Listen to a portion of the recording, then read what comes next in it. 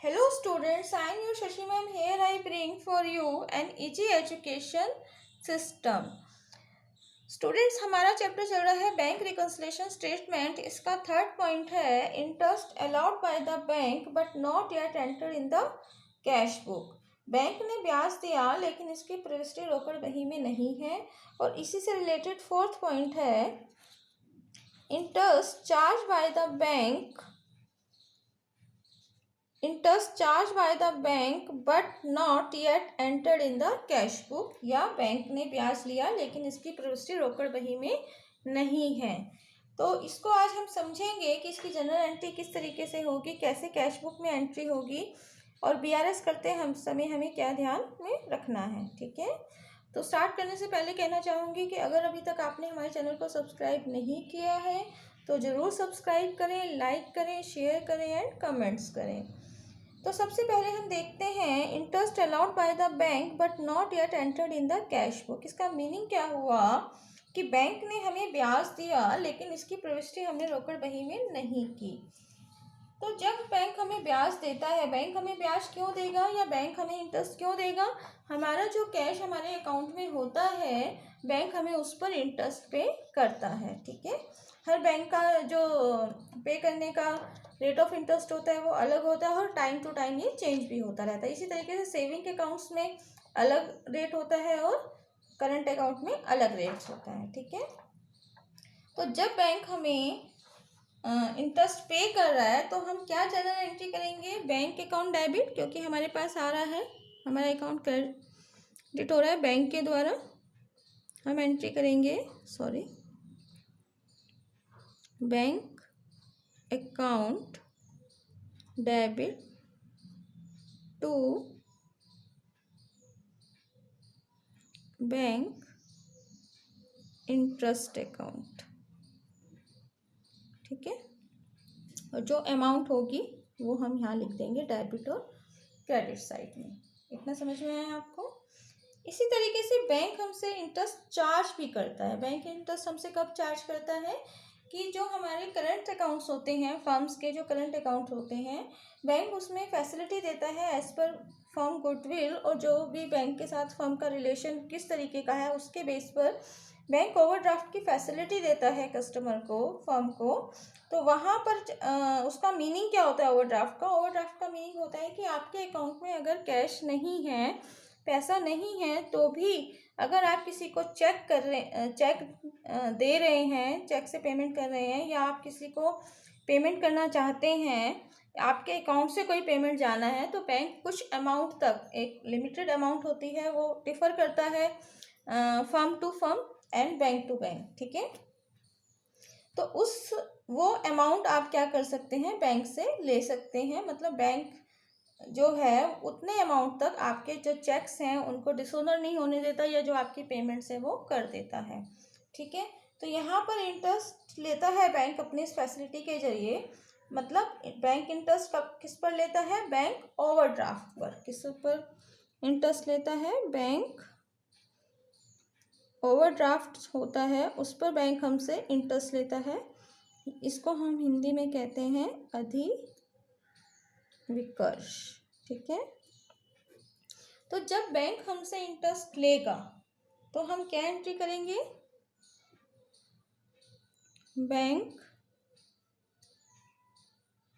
Interest account debit to bank account. ठीक है, इतना समझ में आया? दोनों कंडीशंस में हमारे पास जो बैंक रिकंसिलिएशन स्टेटमेंट जब हम बनाते हैं तो बच्चों को जो कन्फ्यूज़न होता है, वो क्या कन्फ्यूज़न होता है बच्चों को बीआरएस बनाते समय, कि कहाँ पर वो समझें कि इंटरेस्ट हमारे पास आ रहा है, फर्म के पास आ रहा है, और कहाँ पर हमारे पास से जा रहा है।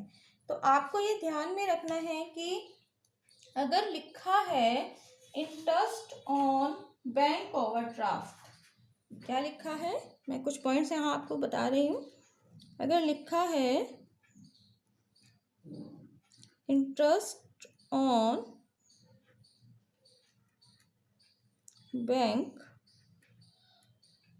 Overdraft, overdraft. तो इस कंडीशन में बैंक हमसे इंटरेस्ट ले रहा है, ठीक है, मतलब इंटरेस्ट क्या हो रहा है, चार्ज हो रहा है। तो यहाँ पर जो एंट्री होगी वो ये होगी, और इस कंडीशन में जो हमारा पासबुक में अकाउंट होता है, मतलब अमाउंट जो होता है वो डेबिट होता है, और इस कंडीशन में क्रेडिट होता है।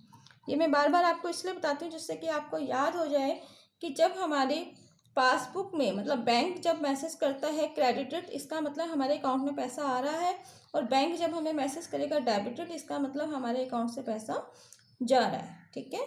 तो अगर लिखा है इंटरेस्ट ऑन बैंक ओवरड्राफ्ट, और हिंदी में लिखा होगा बैंक अधिविकर्ष पर ब्याज, ठीक है। तो इंटरेस्ट चार्ज है तो हमारी एंट्री होगी ये वाली, ठीक है। अगर लिखा है interest allowed by the bank, तो यहाँ ये तो सीधा आपको समझ में आ रहा है कि इसमें इंटरेस्ट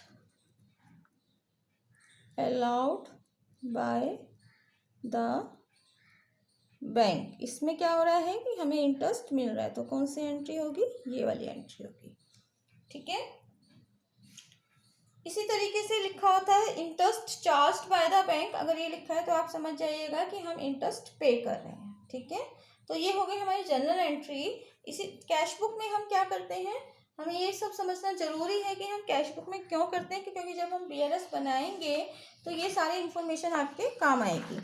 अगर बैंक से हमें इंटरेस्ट मिल रहा है तो हमने एंट्री की bank account debit to bank interest account, तो हमारी कैश बुक में एंट्री क्या होगी, जिस भी डेट पर आया, जब भी हमें पता चलेगा कि बैंक ने हमें इंटरेस्ट पे किया है, बैंक ने हमें इंटरेस्ट दिया है, तो हम क्या लिखेंगे, टू बैंक इंटरेस्ट अकाउंट, और बैंक के कॉलम में वो अमाउंट लिख देंगे, ठीक है। ये पहले वाली एंट्री का कैश बुक में पोस्टिंग हो गया। दूसरा होता है बैंक ओवरड्राफ्ट पर, अगर हम बैंक हमसे इंटरेस्ट ले रहा है तो हम क्या एंट्री करेंगे, बाय बैंक इंटरेस्ट अकाउंट, और यहाँ इंटरेस्ट के बैंक कॉलम में उस अमाउंट को लिख देंगे, ठीक है।